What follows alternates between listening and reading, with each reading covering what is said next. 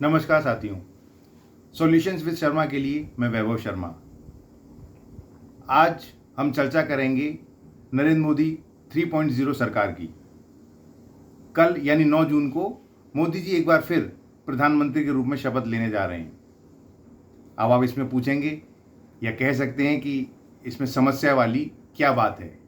Solution का कोई प्रश्न ही नहीं है और आप अपनी जगह सही भी हैं, लेकिन हम इस बात को नज़रअंदाज नहीं कर सकते कि मोदी जी की ये 3.0 सरकार है, तीसरा कार्यकाल है, वो पूर्ण बहुमत के साथ नहीं बना है।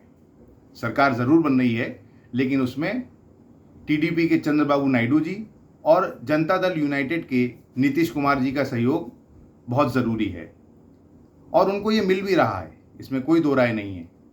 खुलकर दोनों ही नेताओं ने नरेंद्र मोदी जी के नेतृत्व में अपना समर्थन जताया है, लेकिन हम इस बात को भी नज़रअंदाज नहीं कर सकते कि इन दोनों ही नेताओं का राजनीतिक ट्रैक रिकॉर्ड थोड़ा हटकर है। इस बात की चर्चा मीडिया के हर कोने में और राजनीतिक हलकों में भी हो रही है। उनके पक्ष के लोग भी और विपक्ष के लोग भी, यहाँ तक कि इंडिया गठबंधन वाले लगातार उन पर डोरे डाल रहे हैं कि वो उनके खेमे में आ जाएं। समस्या दरअसल यहीं से खड़ी होती है। अगर चंद्रबाबू नायडू जी या नीतीश जी, इनमें से कोई एक या ये दोनों नेता नरेंद्र मोदी जी का खेमा छोड़कर इंडिया गठबंधन के साथ चले जाते हैं, तो सरकार का क्या होगा? क्या सरकार स्थिर रहेगी या नहीं? और मान भी लेते हैं कि ये दोनों नेता लगातार अपना समर्थन मोदी जी को दिए रहते हैं, वैसी स्थिति में क्या मोदी जी पर दबाव नहीं बनाएंगे? क्या मंत्री पद को लेकर या विशेष राज्य का दर्जा लेकर या अन्य किसी मुद्दे पर वो अपना रुख, अपना तेवर तीखा नहीं करेंगे? ये विचारणीय बिंदु है। समस्या की जड़ यही है। अब सवाल उठता है कि क्या इसका कोई समाधान मोदी जी के पास या एनडीए के अन्य दलों के पास है? मेरी अपनी राय है कि मोदी जी के पास समाधान है। कैसे? हमको ये आंकड़ों की बाजीगरी से थोड़ा समझना होगा। मोदी जी के पास चंद्रबाबू नायडू और नीतीश कुमार जी का जब समर्थन है तो 292 के आसपास सीट हैं। ये सत्ता बनाने के लिए, सरकार बनाने के लिए काफ़ी है और इसी आधार पर सरकार कल बनने जा रही है। अब थोड़ी देर के लिए हाइपोथेटिकली हम मान लेते हैं कि इन दोनों नेताओं में से कोई एक या ये दोनों एकदम से मोदी जी का साथ छोड़ देते हैं। वो कुछ दिनों में, कुछ महीनों में या 5 साल के कार्यकाल में, बीच में कभी भी, तो क्या सरकार गिर जाएगी? प्रथम दृष्टया तो गिर ही जाएगी, क्योंकि सरकार बनाने के लिए 272 का आंकड़ा चाहिए, यानी 272 का, और इन दोनों सहयोगियों को हटाने के बाद सरकार के पास 264 सांसदों की संख्या रहेगी। लेकिन एक विकल्प मोदी जी के पास खुला हुआ है और खुला हुआ रहेगा। अब आप पूछेंगे क्या?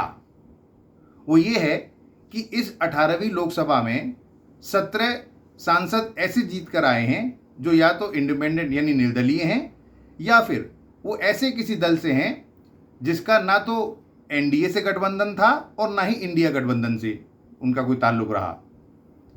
इनमें 7 सांसद निर्दलीय हैं जो पूरी तरह अपने अपने से लड़े हैं, बिना किसी पार्टी चिन्ह के, और जीत कर आए हैं। वहीं 4 सांसद जगन मोहन रेड्डी जी की सरकार के हैं और बाकी सांसद ऐसे हैं जो अपने अपने दल से एक एक प्रतिनिधि के रूप में जीत कर आए हैं। अब अगर मोदी जी और उनकी टीम इन 17 सांसद में से 10, 12, 14 या कितने भी सांसदों को अपने साथ अपने खेमे में जोड़ लेती है, तो सरकार को किसी तरह का कोई खतरा नहीं है। वो अपना 5 साल का कार्यकाल बखूबी पूरा करेंगी और मोदी जी जिन तेवर के लिए जाने जाते हैं, जो निर्णय लेने की क्षमता है, उस पर भी कोई आंच नहीं आने पाएगी। उसका कारण ये है कि ये इन 17 सांसद में से जो भी सांसद मोदी जी अपने खेमे में लाएंगे, वो उन पर दबाव बनाने की, बहुत ज़्यादा दबाव बनाने की स्थिति में नहीं होंगे।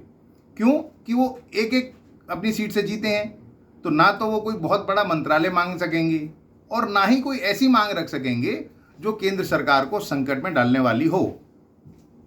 ये इस मोदी सरकार की, जबकि वो पूर्ण बहुमत में नहीं है, के लिए किसी वरदान से कम नहीं होगा। तो मुझे लगता है कि मोदी जी को इस बिंदु से भी अपना रक्षा कवच, अपनी सरकार का रक्षा कवच बनाकर चलना चाहिए। और मैं ये बिंदु क्यों उठा रहा हूँ, ये जान लेना इसलिए ज़रूरी है कि एक नागरिक के रूप में और एक पत्रकार के रूप में मेरा और हम सभी 140 करोड़ देशवासियों का फर्ज बनता है और उनका हक भी है कि उन्हें एक स्थायी सरकार मिले। सरकार जितनी स्थिर होगी, निर्णय सोचे समझे होंगे, तो उसमें सभी का, देश का पूरा भला होगा। और दूसरी बात एक ये भी है कि मेरा कोई दुराव नहीं है, ना नीतीश जी से, ना चंद्रबाबू नायडू जी से, ना मेरा मोदी जी से कोई लगाव है। लेकिन हम आम तौर पर भी देखें, क्या ये बात जायज़ है कि जो पार्टी 240 के आसपास सांसद लेकर आई है, जीत कर आई है, उसको कोई ऐसी पार्टी बार्गेन करे, दबाव बनाए जिसके 12 या 16 सांसद हैं? ये कहाँ तक जायज़ है?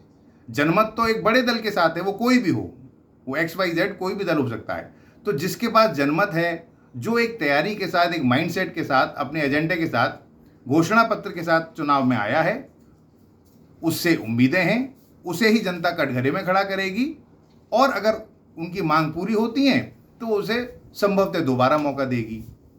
तो नायडू जी या नीतीश जी या ऐसी अगर ये प्रवृत्ति है कि हम बार्गेन करेंगे, दबाव की राजनीति करेंगे, तो इसे सिरे से नकारा जाना चाहिए और स्वच्छ राजनीति की देश में लहर आनी चाहिए। बहुत बहुत धन्यवाद साथियों।